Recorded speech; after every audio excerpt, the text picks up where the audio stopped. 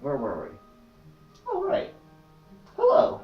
WildShot Snowwolf here with our first episode of WiLd explaining the furry fandom. And in this episode, we're going to talk about history. Now, I know this subject can get a little boring because, blah, history lesson. So I'm going to provide colorful graphics and editing beside me. There's too much to cover, so I'm just going to keep it super simple and super summarized. And you could do your own historical research if you're into that. I mean, go ahead. I mean, my sources are Wikifur and some bits and pieces of Wikipedia. But telling stories of extraordinary characters and extraordinary events has been a part of humanity since our beginning. I mean, come on, cavemen got some sick artistic skills. Let's start off with ancient civilization. The Egyptians admired species that weren't human because they could do things quite better than us. I mean, like, a cheetah could run faster than us and stuff. So they thought that an animal who could stand upright, talk, rule over mankind, and can beat us athletically at anything, could be this god. So many stories were illustrated on how these non-human gods lived and ruled over man. I mean, I bet they could. I bet if they just made these gods only humans, then their children and their children's children won't remember or care about any of these stories because they'll be boring. I mean, look at Rome. Those stories are boring. I mean, that's why they thought of Pegasus and Minotaurs later to spice it up. I'm Zeus. I have a funky beard and I shoot lightning bolts.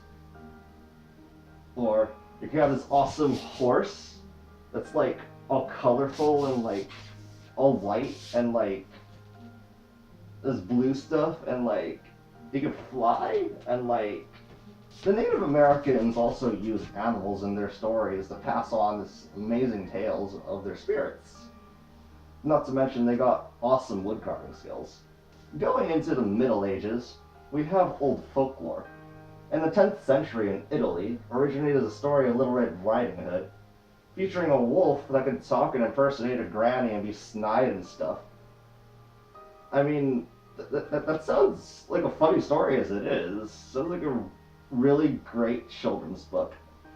Then we go into the 1800s as mankind enters the Industrial Revolution, where we made cars. We didn't make cars yet, did we? No, we didn't. We had the steam engine. Close enough. In 1865, Charles Ludwig Dodgson. I so butchered that name. Can we do a redo? Charles Ludwig Dodgson created. Am I pronouncing that correctly? Whatever. He created a story of Alice's Adventures in Wonderland. That book is chock full of walking, talking animals and a bizarre story so crazy that people thought he was smoking opium or eating some magic mushrooms himself. In the late 1800s, the idea of walking, talking animals in fictional writing and illustration was later dubbed funny animals. And they were called this typically because it's humorous or comical to use these characters or represent someone as a silly walking, talking animal. Funny animals started skyrocketing in popularity in fictional mediums that we later enter the 1900s, where Disney and Hanna-Barbera dominated the cartoon industry. During both World Wars I and II, funny animals were used very often as propaganda and a heavy means of grabbing the population's attention in any way. Heck, even Disney used some of his classic characters to motivate the nation to support the war effort. William Hanna and Joseph Barbera officially got together in 1957, despite already making a lot of cartoons in the past like Tom and Jerry.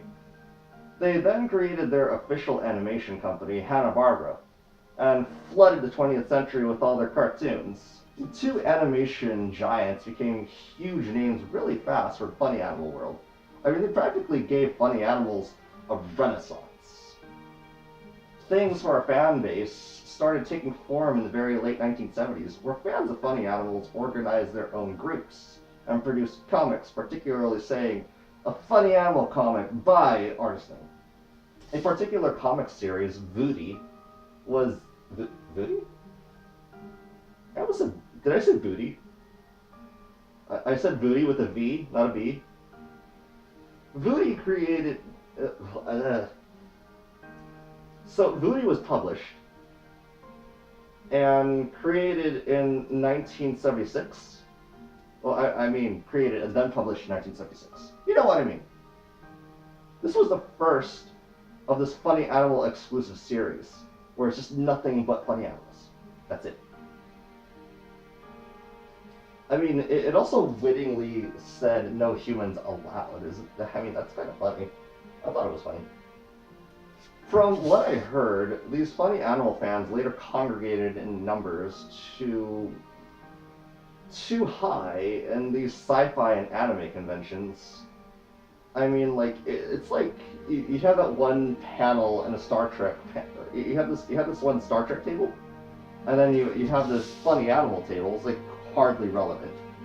And so many people started like gathering up to them, like, oh yeah, I love that show. I love Looney Tunes, blah blah blah. And then the guy at the Star Trek table is all like, so he starts cursing in Klingon because he's a Star Trek fan. Star Trek fans do that, right? And then the funny animal fans are all like, hey, what's up, Doc? And then like, I'm getting off topic. So there are too many of these funny animal fans in these sci-fi and anime conventions that they're all like, hey, you should like, get out!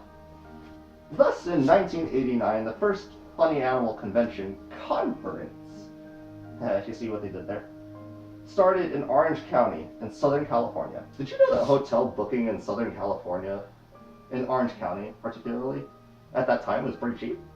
Dang, you could like start your own silly con. What you find at this convention is a massive gathering of funny animal fans, drawing fan art of their favorite Looney Tunes or Disney characters, etc., as well as making their own stuffed animals of them, because at the time there were not a lot of plush cartoon funny animals around.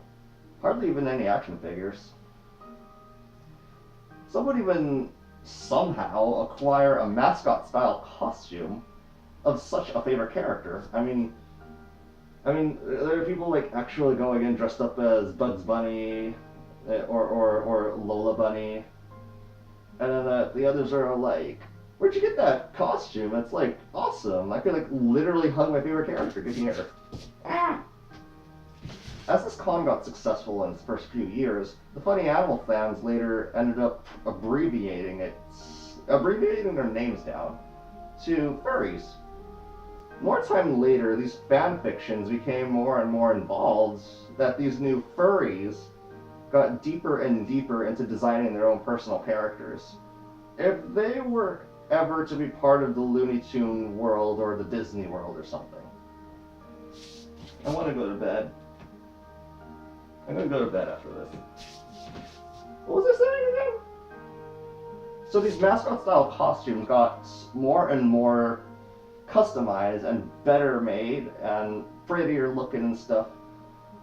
That you start seeing more of them at conference, and a little less of Bugs Bunny or a Mickey Mouse costume. Being these homebrewed characters, or the original ideas of these people, they technically don't suit the definition of a mascot. And these furries just fell in love with puns and terminology. They later just call these costume suits fursuits. And these personas and characters, fursonas. Oh, so funny, you're so clever.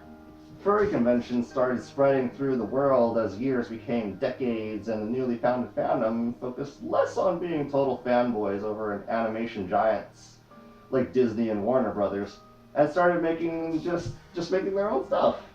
Okay, I'll let you guys go. I'm kind of boring you, am I?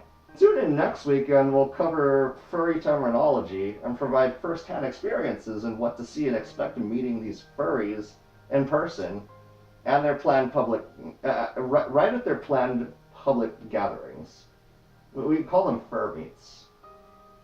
They also do parties and conventions. We'll give you a good idea of all that. Boo. Did I scare you? I'm gonna turn off the camera now. Excuse me. Okay, where's the... Can't touch the button with my